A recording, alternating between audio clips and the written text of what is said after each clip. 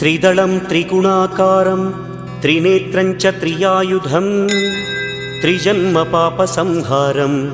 एकबिल्वं शिवार्पणम् त्रिशाखैः बिल्वपत्रैश्च अच्छिद्रैः कोमलैः शुभैः तव पूजां करिष्यामि एकबिल्वं शिवार्पणम् कोटिकन्या महादानं तिलपर्वतकोटयः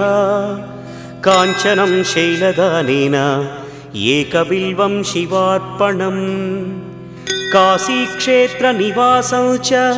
कालभैरवदर्शनं प्रयागे माधवं दृष्ट्वा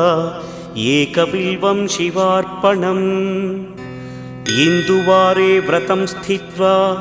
निराहारो महेश्वर नक्तं हौष्यामि देवेश